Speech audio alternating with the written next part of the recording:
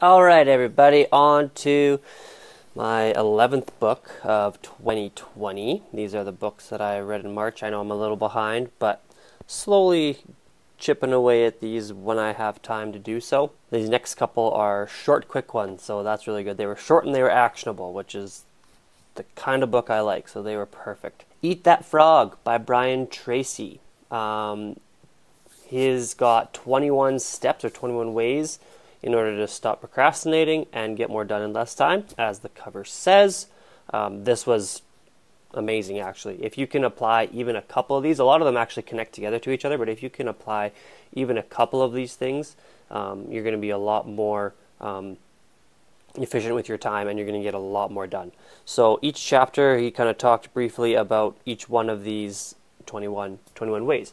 So the first chapter, it's called Set the Table. So break down your life. Usually people talk about breaking their life down to three main areas. So you've got something that you're doing for maybe your health, your job, and your family. Okay, so three main areas. Figure out a big goal for what you want to do in each of those areas, and then go from there. So once you decide what your goals are in each of those areas, be as specific as possible. So we want to write it down on a piece of paper in excruciating detail, be as detailed as you possibly can.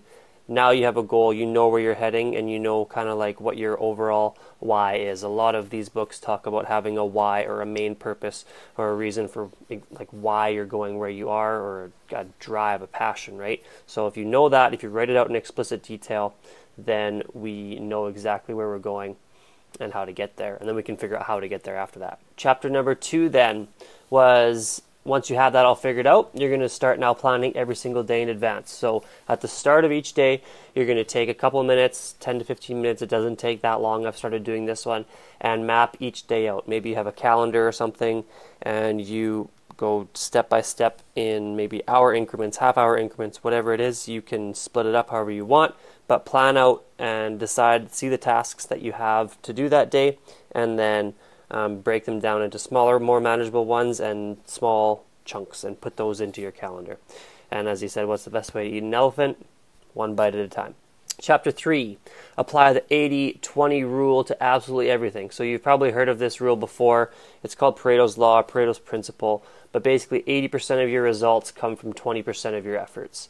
So regardless of what area you're looking at, he's found this to be consistent across multiple different areas. Almost every different area they've found this principle keeps popping up. So the key there is going to be to find what those 20% is, and then focus on that and do that as good as you possibly can, because then you're going to be most efficient, right? Most time effective. Chapter number 4, we need to consider the consequences. So before you make a decision, before you decide to take on a task, this can kind of maybe come in your planning phase of the day. What is going to happen if you make this decision? What's going to happen if you don't do this decision? So if you don't do it, that's kind of called that opportunity cost, right? If I don't do this, what's the consequence of that? What am I giving up, right? And he also says that it's important to keep a really long-term perspective. So if you're thinking ahead to the future consequences, you're going to have that long-term perspective, and that is what is going to lead to better decisions and better results. Chapter 5, practicing creative procrastination. So this is a human performance technique that he talks about. We all need to procrastinate or stop doing something, right? There's going to be things we need to make a choice. We're either doing this thing or we're not doing that thing. So if you say yes to this, we're saying no. What are we saying no to, right? So that means breaking it down, like you said, planning everything out, tackle the biggest, ugliest frog first. So what he's talking about, the title of that book, Eat That Frog. Imagine that you had to eat a frog every single day in order to live. What would you do? You probably would just wake up, get it done, and get on with the rest of your day, right? You wouldn't be waiting the entire day till the end to eat it in order to survive. You'd want to just get it over with, because you'd be dreading it the entire day if you didn't, right? So he's kind of doing the same thing with these tasks. You're choosing the worst thing, or the thing that you don't like doing the most, or like the biggest task, the toughest task, and you are just getting that done and then you can move on with the rest of your day. So once you've done the biggest one, then you move on to those smaller things. Chapter 6 is using the ABCDE method and using it all the time. So this could be maybe in the morning when you're writing down all your list of tasks in order to do. You make a full list, write it down on paper, get it out of your head, and then give, that should be a C.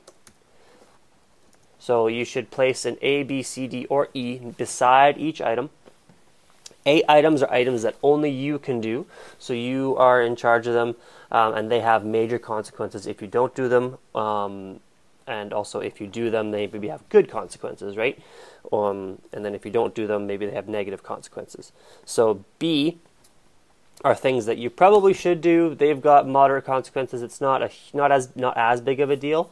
In other words, you should not be doing any B tasks while you still have the A tasks left on the board, so to speak. C, something that's nice to do, but nothing major happens. D stands for actually delegating. So these are things that you don't need to do yourself. It's better spent. Your time would be better spent doing those like A and B tasks, right? So you want to delegate to someone else and free up your time. And E is something that stands for eliminate. So something you could eliminate completely and it's not going to really have a big effect at all. Chapter 7, we are focusing on key result areas. So what he means here is, again, focusing on the areas for which you are completely responsible for the results. So he says that most jobs, people usually have 5 to 7 areas that kind of make up their job description, kind of like what you're getting paid for, right? And you want to stick to those areas as much as you can. Anything outside of that, your time isn't really being put towards what you are being paid for, and therefore your time is less effective. Chapter 8, you are going to apply the law of 3. So there's a good quote there from Theodore Roosevelt: do what you can with the time you have, with what you have, where you are. So you're going to focus on the 3 biggest tasks, or the 3 things that'll get you the best results. So if you ask yourself the question, if you could only do one thing that would give you the best results and contribute the most value to your team, to your job, to yourself, what would that be? And then if you could only do a second task, or if you could only add one more, what would it be? And if you could only add another one, what would it be? So now that we've got 3, those are kind of the 3 main tasks that you should be focusing on for the majority of the day. Chapter number 9 here, prepare thoroughly before you begin. That's kind of, again, tied into that plan your day out before, but this is getting a little bit more detailed. So before you get started with anything, bring everything to your desk. Let's say you've got everything ready, everything's within reach, you don't have to get up, you don't have to go and grab something from another desk or a shelf or anything like that. Everything you have to complete the task is right there with you on the spot. So another example that he gave was, if you're going to be cooking, you would maybe measure out all the ingredients, you'd look at the ingredients list, and then you'd have it all spread out on the counter, and then you would start cooking.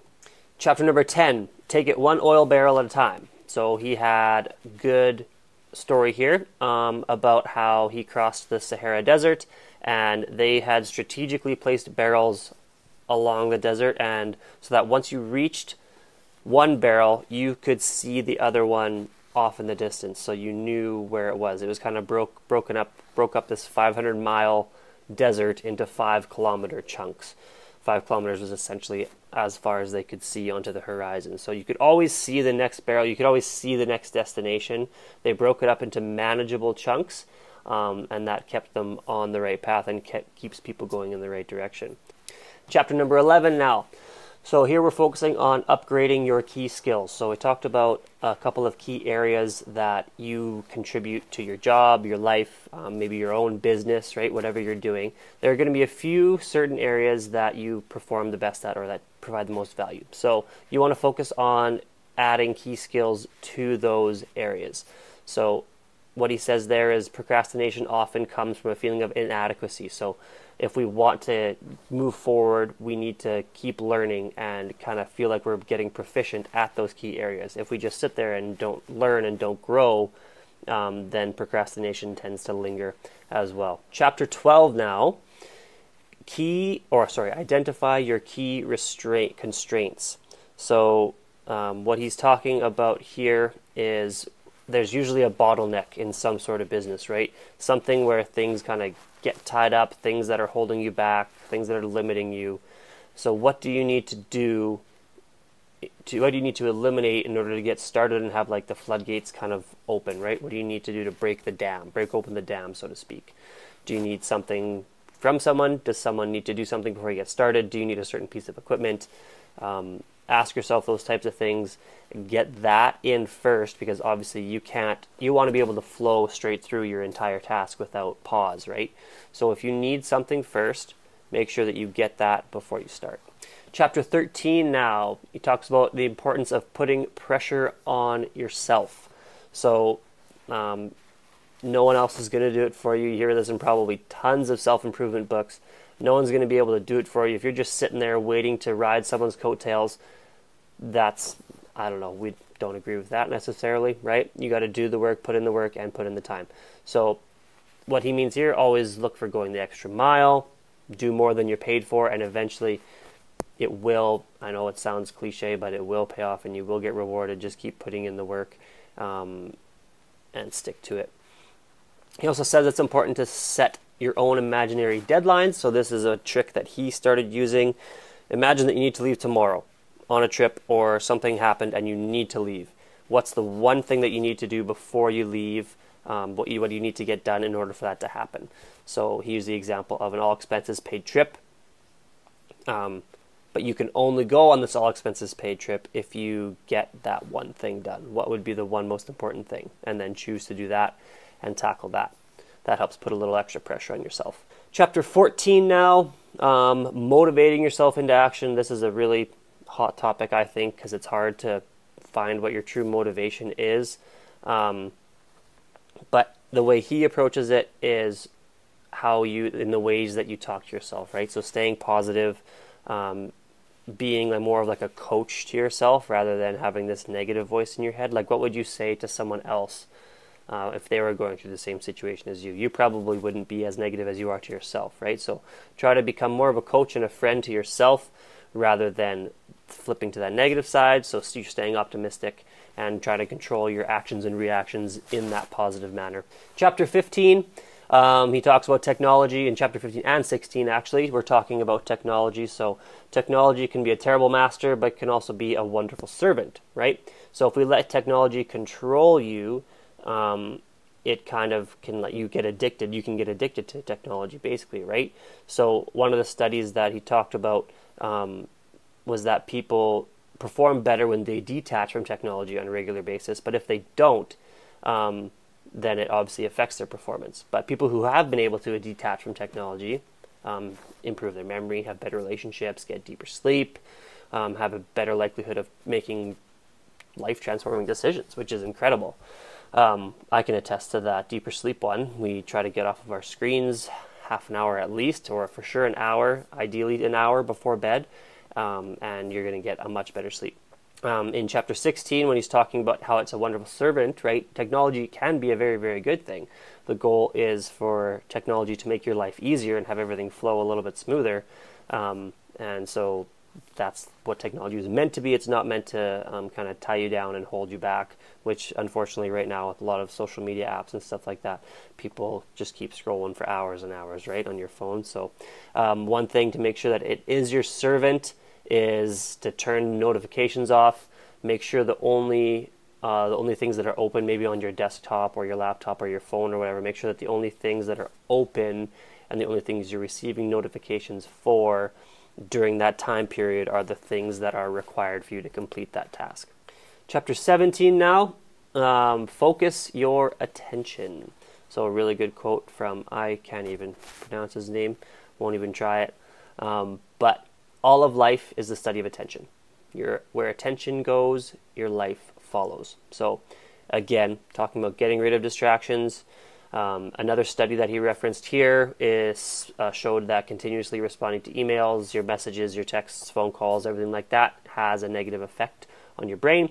It actually shortens your attention span and makes it more difficult to complete tasks that are going to end up shaping your future and your success, right?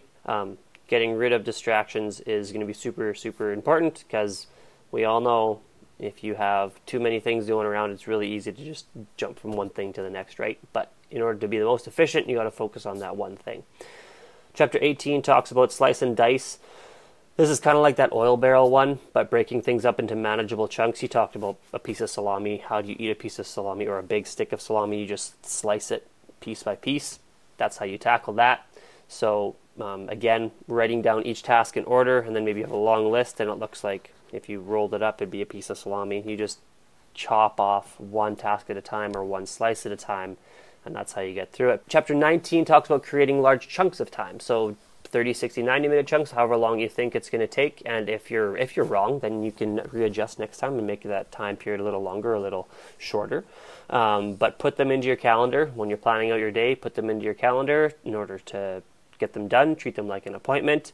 During these times, again, super important to eliminate distractions, but dedicate that chunk of time to one specific thing. And then a pro tip that he talked about in the book, but as I've found works really well for me as well, is to wake up early. So my most productive hours are between the hours of probably 5:30 and 8:30. And if you are someone who's going to work for a 9-to-5 job, if you can wake up or train your body to start waking up early, you might be getting a couple hours of super productive stuff done for work before you even go in. Or if you're an entrepreneur, getting that stuff done early in the morning can free up some of the rest of your day, right? So that has been super beneficial. Just wake up, have a cup of coffee, and it kind of keeps me mentally sharp, sharpens me up, and then boom, right to work, and I do a ton of productive things first thing. Chapter 20 now, we are developing a sense of urgency. So this is kind of, again, when he talked about pretending that you have a trip to go on or something, and you got to do something fast. So this is kind of along those same lines, but again, you're just planning things out and attacking those most important tasks. Set a timer if you want to, kind of gamify things a little bit, you against the clock. Obviously, you still want to do good work, but it can be fun to maybe set a clock and get as much work done in that time as you can. He talks about flow state in here as well. This is where you're at your highest point of performance, basically, and you enter this state by developing a sense of urgency.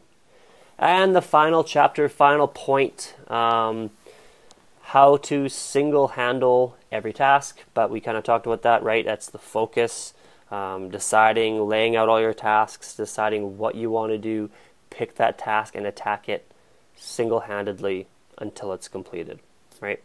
That is how you're going to be most efficient, most effective. And here's where I get into multitasking. So it's not really a thing. A lot of people think that they can multitask super, super well, but really what's happening is you're flipping back and forth super quickly between those two tasks.